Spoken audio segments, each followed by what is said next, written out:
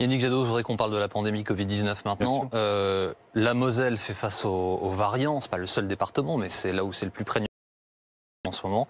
Sans nouvelles mesures restrictives, est-ce que c'est un choix du gouvernement que vous validez? Non. On a la nécessité absolue aujourd'hui, à la fois évidemment, d'être là aussi très précis sur l'évolution de la pandémie, mais quand vous avez tous les élus locaux,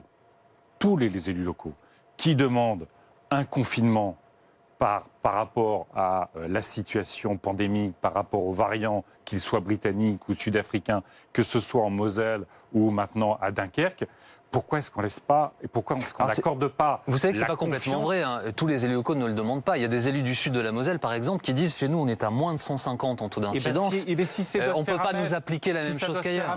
Ça se fait à Metz. Si ça doit se faire uniquement à Dunkerque et dans le Dunkerquois, ça se fait uniquement dans le Dunkerquois. Mais est-ce qu'à un moment donné, j'entendais le Premier ministre revenir de Moselle et de dire « je vous ai bien écouté, on va décider à Paris ». Ministre de la Santé. Ministre de la Santé, pardon. Olivier Véran, qui revient, on va voir à Paris ce qu'on fait pour vous. Notre pays ne peut plus fonctionner comme ça. On doit à un moment être en capacité de s'adapter à des contextes locaux. D'ailleurs, c'est ce qui semblait être la stratégie qui avait évolué de la part du gouvernement, d'être plus à l'écoute des maires, d'être plus à l'écoute des élus locaux, des situations locales. Et moi, je regrette que quand les élus, sur une situation qu'ils jugent aujourd'hui en train on perd le contrôle, je regrette que le gouvernement ne soit pas plus à l'écoute de ces situations. Yannick Jadot, on voit bien qu'il y a une évolution dans la stratégie de vaccination du gouvernement. Dans un premier temps, elle était basée sur les conseils scientifiques, sur les déclarations de médecins, des présidents de comités, etc., etc. Et puis tout d'un coup, on voit bien que tout récemment, ça a basculé plutôt, le politique a pris une décision. Est-ce que vous diriez qu'aujourd'hui, ça a été plutôt une bonne décision, en fait, notamment de ne pas reconfiner pour la troisième fois? Si on peut éviter de confiner, y compris de confiner tout le pays, parce que la situation, notamment de toutes les mesures est-ce que c'était une bonne décision, vous qui êtes un politique autour du virus, j'allais dire original, ça permet de contrôler la situation. Ce sont les variants qu'on maîtrise mal aujourd'hui. Moi, cette décision-là du président de la République, je peux parfaitement y adhérer aujourd'hui. Ce que je regrette, c'est que quand il l'a prise comme un coup politique. Vous-même, sur vos plateaux, dans le Parisien, vous avez dit « Ah, le coup politique d'Emmanuel Macron, comment il a décidé ?» On a été quelques jours à savoir pourquoi il avait pris cette décision-là. On s'est interrogé sur le risque politique. Non, mais oui, mais la question, ce n'est pas le risque politique d'Emmanuel Macron. La question, c'est le risque sanitaire des Français. Bien sûr. Moi, je le dis depuis le début, je souhaite que, autour des médecins, autour des scientifiques, évidemment, il y ait le président de la République. C'est sa responsabilité. J'ai pas compris votre réponse. Vous dites dans un premier temps, il a bien fait, et ensuite vous dites, il met les Français en danger. Ben oui, mais parce que les Françaises et les Français qui sont dans une situation de détresse psychologique lourde, ils sont très anxieux, angoissés. Ils ont besoin d'être rassurés, ils ont besoin qu'on leur explique, ils ont besoin qu'il y ait une classe politique qui, y compris, partage le diagnostic fait par le président de la République. Et moi, je regrette qu'il n'y ait toujours pas autour du président de la République les forces politiques, les salariés, les entreprises. Mais ça, il faut être élu. Vous êtes dans l'opposition, donc vous n'êtes pas associé aux décisions qui relèvent du pouvoir certes dans la national. Ve République, mais il y a une Assemblée nationale qui est censée représenter le peuple. Tout à fait. Moi, j'aimerais que les forces de l'Assemblée nationale... sont reçus par Jean Castex toutes 2 semaines à peu près. Il les reçoit, il les écoute et ils ressortent, ils ne savent pas ce qui va se passer. Ça ne correspond pas à un partage intelligent du diagnostic, encore une fois, avec toutes ces incertitudes, et notamment parce qu'il y a beaucoup d'incertitudes. Moi, je préfère l'intelligence collective. C'est ça ? Moi, je voudrais que... Parce qu'on s'en sort jamais. Enfin, vous savez qu'il y a autant d'avis que de personnalités politiques. Non, chacun est responsable dans la situation. Enfin, on est quand même un pays qui... il y a parfois des polémiques.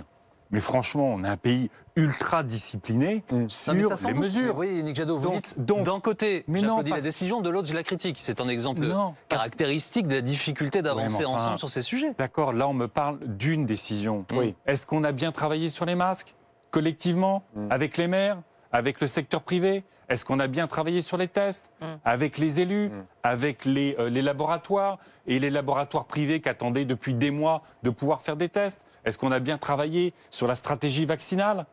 Non. On n'a pas bien. Est-ce qu'on a bien travaillé sur le séquençage pour se préparer aux variants? Non. Alors qu'à un moment donné, si vous voulez, les décisions soient prises dans un bunker sans écouter personne, parfois les décisions sont bonnes, parfois elles sont mal ajustées. Vous avez vu sans doute l'intelligence collective. Vous avez vu sans doute ce matin que la Nouvelle-Zélande, alors qui est un pays qui était cité en exemple dans le monde entier pour sa gestion du virus, où il y avait des festivals de musique, 20 000 spectateurs encore il y a 10 jours, reconfine ce matin. 3 jours. 3 jours de reconfinement total après la découverte d'un nouveau foyer de contamination. Oui, enfin vous savez, en Nouvelle-Zélande, bon, c'est quand même une île. Ils confinent dès qu'il y a 5 cas. Oui. Il faut savoir que dans notre pays, on est toujours, tous les jours, à 300, 350, 400 morts. 300, on ne peut pas se réjouir aujourd'hui de la situation sanitaire dans laquelle nous sommes. Et puis moi, je lance un appel au président de la République. Oui. La licence obligatoire. On sait que la seule sortie de la crise, ce sont les vaccins. La vaccination, la vaccination, la vaccination. Il faut produire massivement des vaccins. On ne peut pas continuer en Europe et dans le monde à se laisser balloter par les laboratoires pharmaceutiques. Ils ont inventé des vaccins, c'est magnifique. On a appris à l'instant, Yannick Jadot, que l'Union européenne allait tout faire pour accélérer le processus de validation des nouvelles variations de vaccins. Mais ça, c'est normal. Mais la question là, c'est pas simplement le mécanisme en fait. d'autorisation. Évidemment, il va plutôt très vite, le mécanisme. Vous parlez de production industrielle. Moi, je parle de production de vaccins. Aujourd'hui, vous savez bien que les usines doivent être modifiées. Oui, c'est pas simple. C'est pas qu'une question de licence. Non, vous avez raison. Je dis pas que c'est simple. Mais franchement, l'économie mondiale est arrêtée. L'économie mondiale est arrêtée. On a en France 8 millions de personnes qui ont besoin des associations d'aide alimentaire pour manger. Je ne sais pas combien aujourd'hui ne mettent plus le chauffage. On a du décrochage scolaire, on l'a dit, de la détresse lourde psychologique. Est-ce qu'à un moment donné, on continue à considérer que le secret commercial est ce qui doit régir notre capacité de vaccination, ou en compensant les labos? La question, ce n'est pas de les exproprier. En compensant les labos, aux États-Unis. On récupère. C'est dans la loi française, c'est dans la loi européenne, c'est dans la loi de l'Organisation mondiale du commerce. Ça s'appelle les licences obligatoires. Vous compensez, vous récupérez le brevet, et donc on ne peut pas simplement développer la mise en flacon, c'est ce qu'on fait aujourd'hui, mais qu'on développe la production. Parce qu'on voit dans notre pays à quel point il va falloir accélérer la vaccination, y compris pour ne pas être percuté par les variants. Mais si on laisse le reste du monde subir les pandémies, non seulement c'est immoral du point de vue humanitaire. Puis par ailleurs, les pays les plus riches se sont engagés aussi à payer pour les pays les plus pauvres. Oui, mais enfin, vous voyez bien que l'Union européenne va mettre 500 millions. Là, l'Union européenne, pour nos vaccins, va probablement dépenser 20 milliards. Mais alors justement, pour le reste du monde, 500 millions. C'est pas simplement injuste pour les personnes qui vivent de l'autre côté de la planète. C'est qu'à un moment donné, on se prendra des variants qui viendront percuter tous les vaccins que nous aurons, y compris inoculés aux Européens. Non, mais voilà, il a répondu à la question. Enchaînez, Jean-Baptiste. Avec une question qui est assez simple. Puisqu'on parle de ça et des vaccins, pourquoi est-ce que l'Union européenne ne s'est tournée à aucun moment, en tout cas pas que nous sachions nous, vers les vaccins russes, vers les vaccins chinois, à situation exceptionnelle? Est-ce qu'il n'y a pas une géopolitique exceptionnelle à avoir? On sait que les Russes étaient les premiers prêts. Les Chinois ont été les premiers prêts sur le front de la vaccination. Alors, là où vous avez raison, c'est qu'il faut avoir un principe, c'est que les vaccins ne font pas de politique. Que les États fassent de la politique à travers leurs vaccins, c'est une évidence. Mais les vaccins, dans la situation dans laquelle on est, ne doivent pas faire de politique. Au sens où on ne doit pas regarder le vaccin russe simplement comme le vaccin de Poutine, qui maltraite l'ensemble de l'opposition politique, emprisonne, empoisonne. Voilà. Là, s'ils ont un bon vaccin, à un moment donné, il faut l'autoriser. Mais quand vous écoutez les débats scientifiques, à ce stade, il y a débat. Parce qu'ils ont quand même vacciné, vous avez raison, ils ont vacciné avant de faire les tests, en partie. Nous, en Europe, je trouve souhaitable qu'on fasse tous les tests sur les vaccins, et on voit même les difficultés qu'il peut y avoir avec AstraZeneca. Donc, même quand on les autorise, ce n'est pas totalement simple. Donc, qu'on regarde sérieusement ce que font les Russes et les Chinois, si ce sont des bons vaccins, évidemment, il faut les autoriser. Si c'est douteux, eh ben, on attendra. Mais voyez bien là, la situation... regarde pas de plus près que ça, pour l'instant. Et voyez bien où est la France. Elle est nulle part. En fait, il y a la haute technologie avec les Allemands, les Britanniques, les Américains. Il y a, j'allais dire, le low cost avec les Chinois et les Russes. Et nous, on est nulle part. Et ben, à un moment donné, on va sortir de ce déclassement. Et ben justement, qu'est-ce qu'il faudrait faire ce matin? Le patron de Sanofi, Paul Hudson, dit qu'il confirme qu'ils ont 2 vaccins, mais en tous les cas, il ne sortira pas avant la rentrée, enfin septembre, voire fin de l'année. Comment est-ce que vous expliquez ça? Est-ce que vous trouvez que peut-être qu'on aurait dû financer plus, je sais pas, la recherche française, les biotech françaises? Vous avez raison. Enfin, quand vous regardez, y compris les données de France Stratégie, qui est le think tank auprès du Premier ministre, sur les 10 dernières années, moins 26% de fonds pour la recherche en France, en Allemagne, plus 11%, aux États-Unis, plus 16%. À un moment donné, vous le payez. Vous n'investissez pas dans votre recherche, vous le payez. Que ce soit la recherche publique ou la recherche privée, et vous vous déclassez par rapport aux autres pays. Donc on n'a pas assez, on ne soutient pas assez notre recherche publique. Et puis ce sont des choix. La France, le gouvernement a tout misé sur Sanofi. Vous avez une entreprise à Saint-Herblain, juste à côté de Nantes, qui s'appelle Valneva, qui a inventé, a créé un vaccin et qui va le développer en Écosse. Mais parce que c'est lui qui l'a voulu. C'est l'entreprise qui l'a voulu. D'accord, mais enfin, quand les entreprises, à un moment donné, si vous voulez, ne voient pas dans l'État ou le gouvernement un partenaire à la hauteur de ses ambitions, ils vont voir ailleurs. Et nous, on a choisi Sanofi. Et donc, je l'ai déjà dit plusieurs fois, merci l'Europe. Merci l'Europe, le fait qu'on ait commandé collectivement du Pfizer, du Moderna, de l'AstraZeneca et de tous les autres, et qu'on ne soit pas, nous, restés plantés avec Sanofi. Mais, juste un dernier mot, Sanofi, on aura besoin de son vaccin. Ne nous trompons pas. On ne sait pas c'est pas la même durée. Plateforme technologique que les premiers qui sont non, ils sont plus adaptés aux variants. On ne connaît pas la durée de protection des vaccins ARN messagers. On va falloir vacciner le monde entier avec des vaccins plus faciles d'accès, moins chers, et donc on aura besoin de toute façon du vaccin Sanofi. Plus facile à conserver. La vaccination pose aussi une question de société. Est-ce que selon vous, il faut autoriser certaines personnes, parce qu'elles sont vaccinées, à pratiquer certaines activités, retourner au restaurant, aller au cinéma, le passeport vaccinal au fond? Est-ce que vous y êtes favorable? À ce stade, non. À ce stade, non, parce que le passeport vaccinal nécessite, pour commencer à en discuter sérieusement, 2 conditions. 1, que toutes celles et tous ceux qui veulent se faire vacciner soient vaccinés. Parce que, objectivement, vous voulez vous faire vacciner, vous ne pouvez pas vous faire vacciner. Et ça vous empêche ça vous empêche d'accéder à des activités. Ce serait totalement injuste. Et deuxièmement, il faut être sûr qu'une fois vacciné, vous ne soyez plus vecteur de contamination. Parce que pour l'instant, ça ne protège pas justement contre la contamination. Pour l'instant, on n'a aucune garantie sur le fait qu'une fois vacciné, certes, vous ne développez pas les formes les plus graves de la maladie. Mais ces conditions remplies, vous pourriez y être favorable. À ces conditions remplies, une fois que tout le monde aura eu accès au vaccin et que ça protège, s'il y a des personnes qui ne veulent pas se faire vacciner, on va pas fermer les théâtres, parce qu'à un moment donné, il y a des personnes qui, dans ces conditions, souhaitent s'exclure d'une certaine façon de la discipline collective. Tiens, justement, à propos, on n'a pas parlé des musées. On a vu Louis Alliot, le maire de Perpignan, qui a décidé d'ouvrir 4 musées. C'est vrai aussi à Issoudun. Hier, Jean-Baptiste recevait Stéphane Bern qui expliquait qu'une exposition qui avait lieu dans un musée, on ne pouvait pas la voir, mais si on la mettait ailleurs, et là, on pouvait la voir. C'est ce qu'a fait le patron de la métropole de Lyon. Est-ce que vous êtes pour la réouverture des musées? Est-ce que vous dites là, on arrive à une situation ubuesque? Oui. Oui, c'est totalement ubuesque. Mais c'est dans un musée. Vous voulez reconfiner la Moselle, vous voulez rouvrir les musées? Attendez, regardez. C'est difficile à suivre. Non, c'est pas. Regardez ce que, y compris les évaluations faites par le professeur Fontanet. Qu'est-ce qu'ils expliquent sur les foyers de contamination? En réalité, même dans les transports publics bondés, ce ne sont pas des clusters.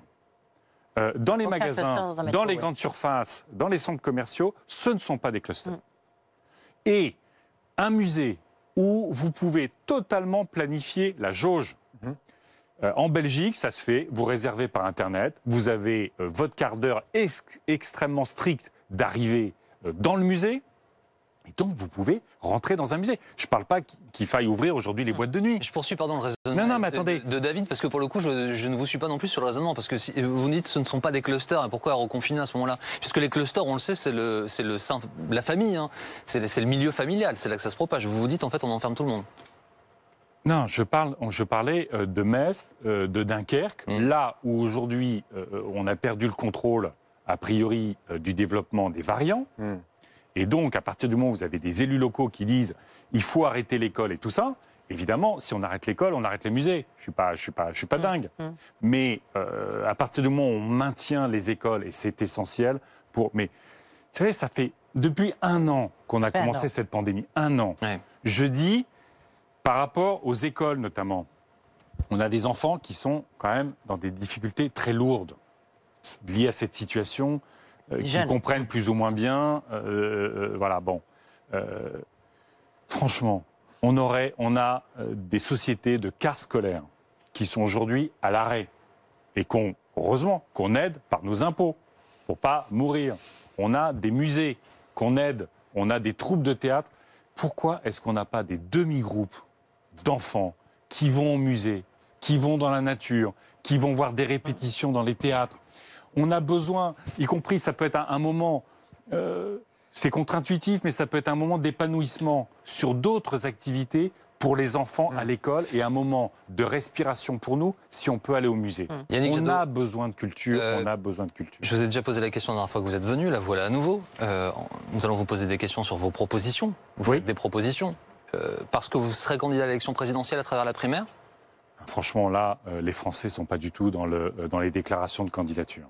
J'ai fait, à travers la plateforme d'idées que j'ai lancée, avec des centaines et des centaines d'écologistes, qui s'appelle 2022l'écologie.fr, 2022l'écologie.fr, comme ça c'est fait, des propositions qui sont à la fois des propositions d'urgence, mais qui tirent toutes les leçons des crises que nous traversons. Parce que, vous voyez bien, on le sait tous et toutes, cette pandémie, elle ne nous est pas tombée du ciel. Cette pandémie, elle vient de la dégradation environnementale, de la déforestation. D'autres virus naissent de l'élevage intensif. On a, et ça commence à nous percuter durement, le dérèglement climatique. On a, et ça n'a pas commencé avec la pandémie, des inégalités sociales qui deviennent intolérables et un désordre démocratique. Et entrons dans le détail de quelques-unes de vos propositions, s'il vous plaît, Yannick Jadot, avec David. Vous proposez par exemple, Yannick Jadot, un revenu citoyen pour les plus jeunes, dès 18 ans, en fusionnant le RSA et la prime d'activité. Nos jeunes, qui sont très durement touchés, y compris par la crise pandémique, ils ont besoin d'aide publique ou d'emploi? Et des deux. Des deux, comme celles et ceux qui ont plus de 25 ans. Vous savez, il n'y a pas de... c'est quoi l'idée? Aujourd'hui, vous avez des centaines de milliers de personnes qui passent à travers la raquette quand il s'agit de filets de sécurité sociale. J'étais il y a 2 jours à Lyon, vous avez des gamins des jeunes adultes, je dis des gamins parce que c'est l'âge de mes enfants, donc pour moi ça reste des gamins, mais ce sont de jeunes adultes qui dorment dans la rue, aujourd'hui, qui essayent de trouver un boulot, qui ne peuvent pas bénéficier du RSA jeune parce que ce gouvernement refuse cette mesure basique de solidarité vis-à-vis de notre jeunesse. Il faut les deux. Vous savez, si vous regardez mes propositions, à la fois nos jeunes qui sont en grande difficulté, il n'y a pas de raison qu'ils ne profitent pas des outils de protection sociale qui sont disponibles pour tous les adultes. Évidemment, à partir du moment où ils sont indépendants fiscalement. On est clair là-dessus. Bon. Mais toutes les propositions, justement, c'est de leur offrir un avenir. Parce que ces jeunes, aujourd'hui, ils sont dans la précarité sociale, dans la détresse psychologique. Ils ont le dérèglement climatique qui leur tombe sur la tête. On leur promet la dette Covid. Oui. Alors justement, au Franchement, sujet de leur avenir, autre proposition, on aimerait voir plus clair. Non, juste là-dessus. Est-ce que toutes les propositions sont justement pour qu'ils puissent avoir des formations dans lesquelles ils s'accomplissent et qu'ils puissent avoir un travail votre RSA, qui a du sens. Yannick Jadot, votre RSA jeune, là, il est soumis à conditions de formation, par exemple, dans votre proposition? Non, c'est comme le RSA. C'est comme le RSA. On le touche, d'accord. C'est comme le RSA. Mais évidemment, vous ne craignez pas que... il faut développer comme pour tout le monde. Ouais. Enfin, expliquez-moi, dans votre logique, pourquoi à 26 ans, je touche le RSA. Si je suis en grande difficulté, à 25 ans, je ne le touche pas. Parce qu'en Non, mais moi, j'ai pas de logique. C'est la loi française, aujourd'hui, que vous proposez de changer. Et la logique qui est derrière, c'est de dire il faut d'abord favoriser le fait de trouver un emploi plutôt que le RSA. C'est ça la logique. Mais moi, j'ai des enfants de cet âge-là. Je ne veux pas que leur avenir, ce soit le RSA. Est-ce que vous pouvez nous expliquer on est tous d'accord. Mais en revanche, vous parlez des jeunes et des contrats et de la sécurisation. Contrat de sécurisation et de transition professionnelle. C'est quelque chose que la CFDT a déjà évoqué, mais bien sûr. Pouvez-vous l'expliquer? Voilà, démarche de pédagogie. Typiquement, aujourd'hui, vous avez dans l'aéronautique des compétences extraordinaires. Des compétences extraordinaires. Et vous avez des centaines de milliers de personnes aujourd'hui qui sont en chômage partiel. Est-ce que ces centaines de milliers de personnes aujourd'hui qui sont dans une industrie de pointe, comme celles et ceux qui se forment pour y entrer, il n'y aura pas autant de postes que imaginez il y a encore un an dans cette industrie aéronautique. Bien sûr. Qu'est-ce qu'on fait de ces personnes-là? Est-ce que simplement, comme c'est le cas aujourd'hui, on fait du chômage partiel qui dure, mais en sachant qu'à un moment donné, ils vont se faire licencier?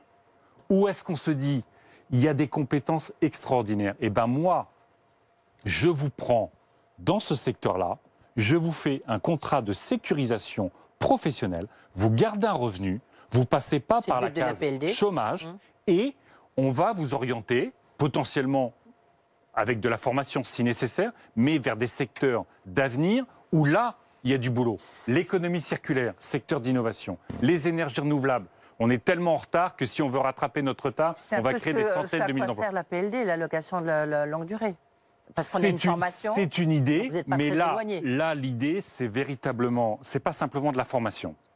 C'est la garantie que la transition se fait dans de bonnes conditions sociales, d'accompagnement. Et professionnelles. Là, on sait à quel point les sociétés qui vont être fortes économiquement et socialement demain sont des sociétés qui anticipent, vous le savez, Madame Chevrillon, qui anticipent les défis et les grands secteurs d'avenir. Et ben les défis, les grands secteurs d'avenir, il faut les soutenir, il faut innover et il faut accompagner les salariés. Qu'est-ce que vous pensez? C'est un sujet qui a été remis, qui ne date pas d'hier évidemment, mais qui a été remis sur la table par votre allié, ex-allié Benoît Hamon sur le revenu universel. Est-ce que vous y êtes favorable? Écoutez, le revenu citoyen, revenu citoyen que je propose, ça rentre totalement dans cette logique-là. C'est pas simplement pour les jeunes, c'est de rendre automatique le fait que quand vous êtes dans une situation dramatique, vous ayez un filet de sécurité. C'est pas beaucoup. Moi, j'ai mis le RSA plus 100 €. C'est ce que demandent dans l'urgence la plupart des associations qui travaillent sur ces questions. Le temps file, on n'en a plus beaucoup malheureusement. Mais puisque vous avez un projet dans le site internet porte-la-manche 2022, l'écologie.fr. Voilà, que vous faites des propositions, vous aspirez donc, j'imagine, à des responsabilités, même si on ne va pas le dire comme ça en ces termes-là. Moi, j'aspire totalement à ce que l'écologie gagne en 2022. Il n'y a pas de, Une question, s'il vous plaît, le temps file.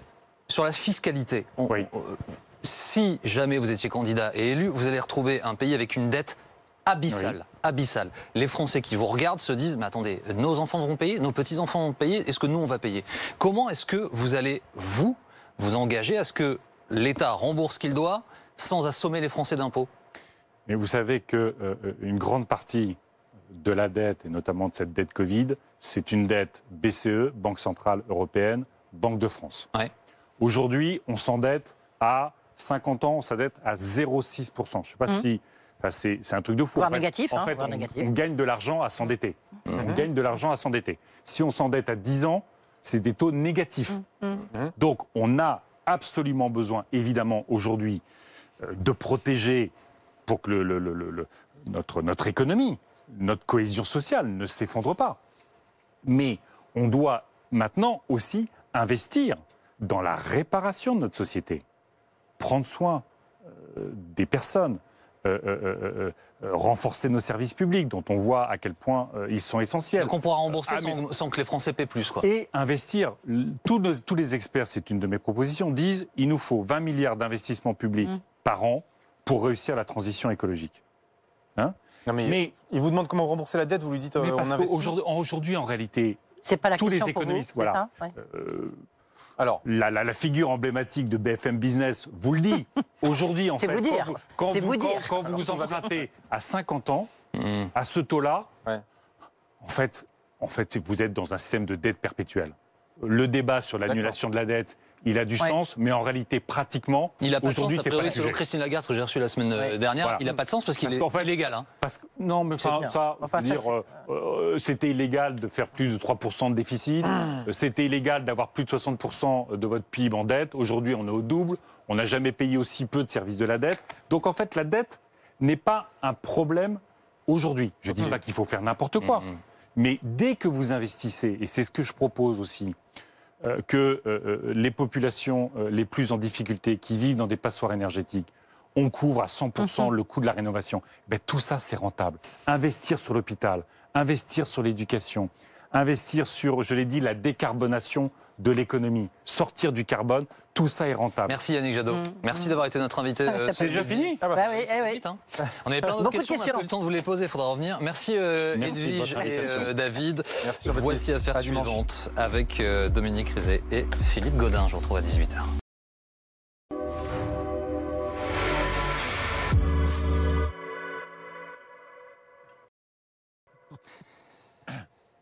BFM Politique, que vous suivez également sur BFM Business avec Edwige Chevrillon, David Doucan. Notre invité, donc, eurodéputé écologiste, c'est Yannick Jadot.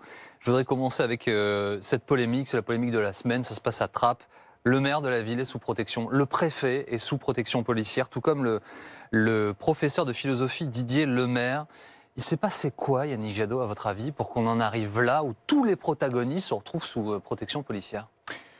On voit à quel point un emballement médiatique, un emballement sur les réseaux sociaux peut conduire à une forme de situation totalement aberrante où finalement, comme vous le dites, évidemment, il faut protéger les professeurs menacés, il faut maintenant protéger les élus, il faut protéger un préfet autour d'un sujet hautement inflammable, qui est celui de l'islamisme, qui est devenu une forme de sujet dont tout le monde s'empare parfois à tort, tweet, menace avant de réfléchir, et on voit à quel point aussi des responsables politiques en font aujourd'hui un sujet, instrumentalisent les faits. Mais on a vu les réactions tout de suite sur les réseaux, y compris de Valérie Pécresse qui attaque le maire de Trappes, le préfet. La présidente de la région Île-de-France et le président des présidents de région, Renaud Muselier, qui ont demandé la suspension d'Ali Rabet. Alors que le préfet vient en soutien du maire de Trappes pour dire à quel point ils travaillent ensemble au combat contre les ennemis de la République, contre le communautarisme, contre l'islamisme. Et un maire qui défend sa ville. Il ne nie pas les difficultés qu'il y a à Trappes, mais il rappelle avec justesse à quel point les maires aujourd'hui sont les poilus de la République, notamment dans les banlieues, et qu'ils défendent à la fois conscients des difficultés, mais qu'ils défendent aussi toutes les énergies vitales, toutes les initiatives qu'il y a dans leur ville qui ne méritent pas d'être stigmatisés. Qu'on comprenne bien quand vous dites que Valérie Pécresse ou Renaud Muselier instrumentalisent les faits, Ali Rabet, le maire de Trappes, n'est pas allé tracter à l'intérieur du lycée. Je regrette, c'est une erreur. C'est une erreur. Parce que c'est une erreur. On le rappelle pour les téléspectateurs, oui. C'est interdit par la loi d'entrer dans un lycée pour distribuer des tracts. C'est une erreur. Dans cette situation-là, je l'ai dit, le professeur, s'il doit y avoir quand même une leçon de ce qui s'est passé avec Samuel Paty, c'est qu'il faut absolument protéger nos enseignants. La deuxième leçon, c'est que l'école est un sanctuaire.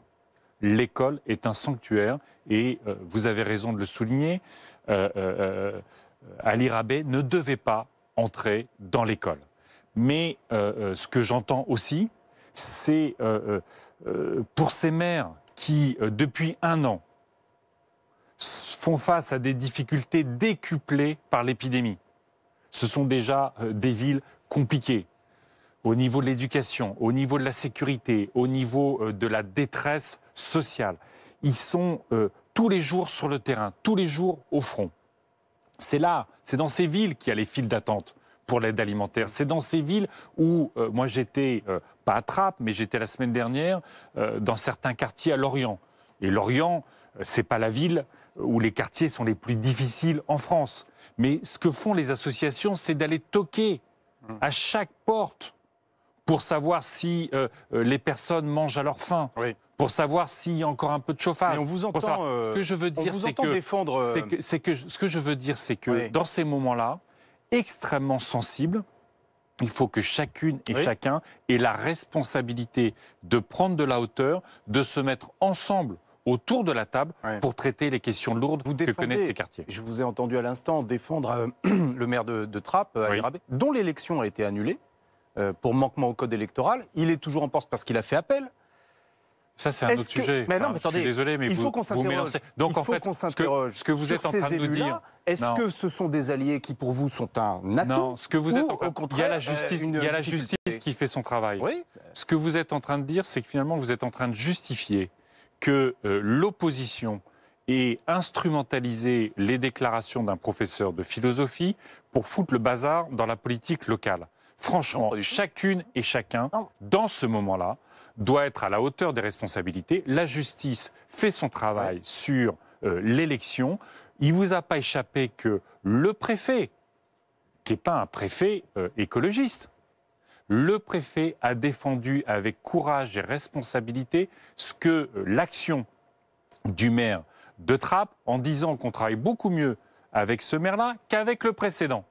Et il a défendu aussi le fait qu'il n'y avait pas de raison de stigmatiser les populations de Trappes de cette manière-là. Donc, on défend et on protège les professeurs. On défend et on protège les maires. Aujourd'hui, on est quand même dans une situation totalement dingue où on doit protéger de menaces de mort un préfet. Et chacun prend la responsabilité de ne pas jouer avec ces sujets inflammables. Je voudrais qu'on parle du contexte. Oui, Yannick Jadot, bonjour. Bonjour. Effectivement, ça s'inscrit dans un contexte où la loi sur le séparatisme a donc été examinée à l'Assemblée nationale.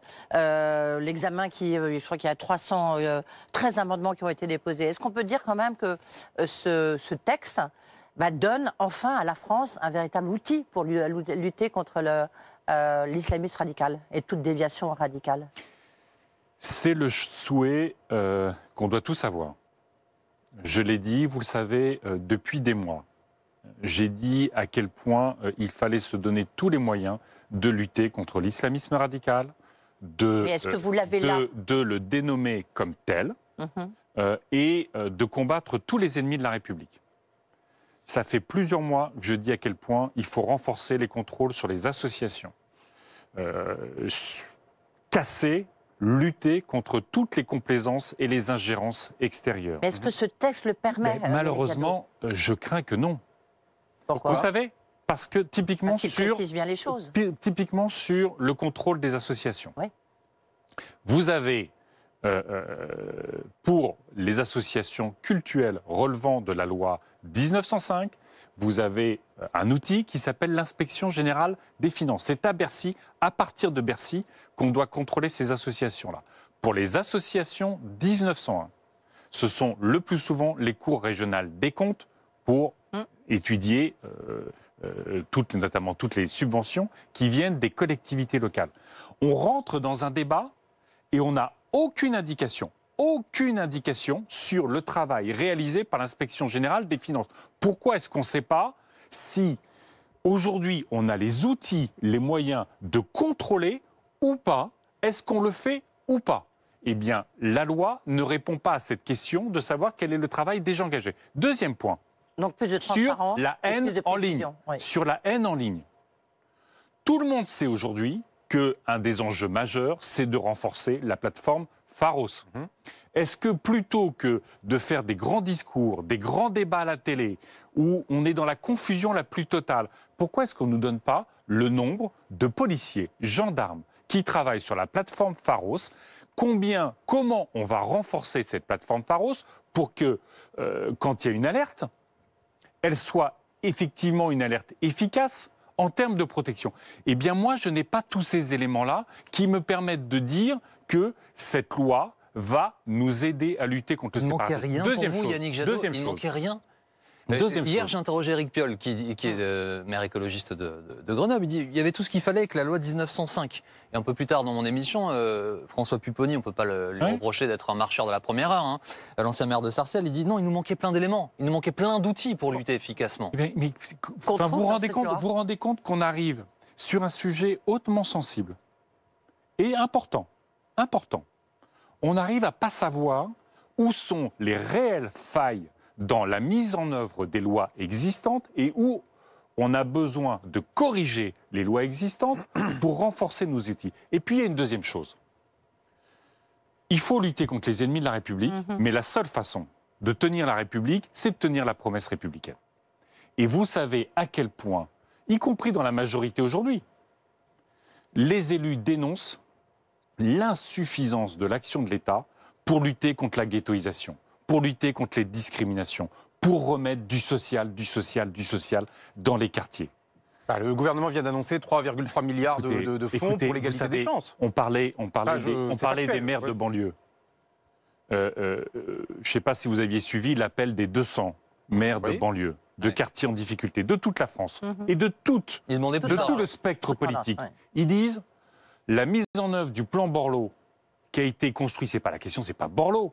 La question, c'est tout le travail qui a été fait avec les élus de terrain, avec les acteurs sociaux de terrain. Ils disent, le plan Borloo aujourd'hui, la mise en œuvre, c'est 3 sur 20 pour le gouvernement.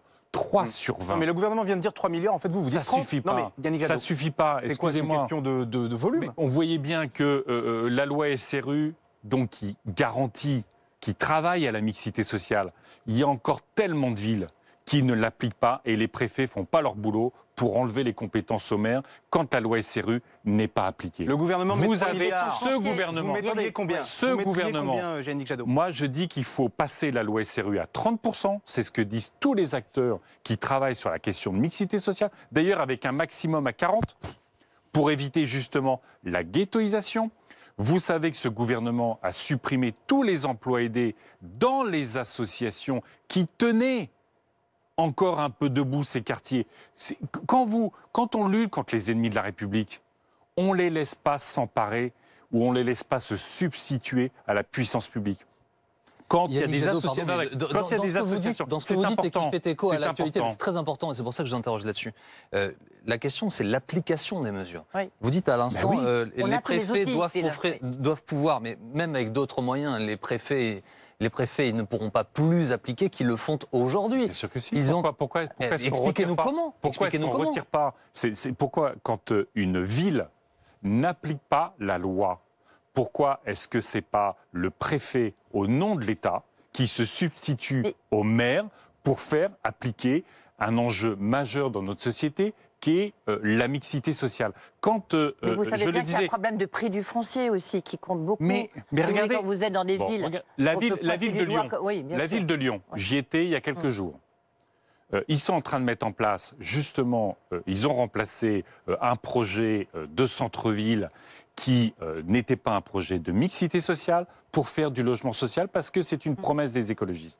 Il n'y a pas de progrès écologiste environnemental sans progrès social. Donc, qu'est-ce qu'ils font? Une partie de des logements vont être accessibles, vous savez, avec ce nouveau système de bail qui permet justement à la ville d'être propriétaire du foncier.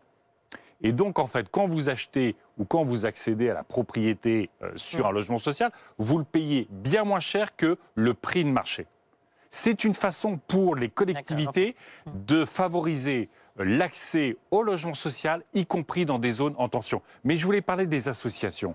Parce que ces villes, pardonnez-moi, ces banlieues ont besoin d'associations. Quand il n'y a plus les associations, qu'elles soient confessionnelles modérées ou qu'elles soient laïques, pour s'occuper des devoirs à l'école, pour s'occuper de l'aide alimentaire, pour s'occuper du sport, de toutes les solidarités, eh ben, à un moment donné, effectivement, vous avez des associations de type ou d'obédience ou de doctrine ultra-réactionnaire ou salafiste qui s'emparent de la solidarité. Et quand on en est là, on a échoué. Qui, a priori, ne pourront plus le faire avec ce nouveau texte. Oui, mais attention, vous voyez bien que partout, toutes les associations qui travaillent dans ces quartiers notamment, et ailleurs, elles se disent, mais pourquoi est-ce que l'État fait une loi au bazooka sur toutes les associations? Vous vous rendez compte, toutes les associations qui ont 10 000 € de budget, elles se disent, mais maintenant, il va falloir qu'on ait quasiment faire examiner nos comptes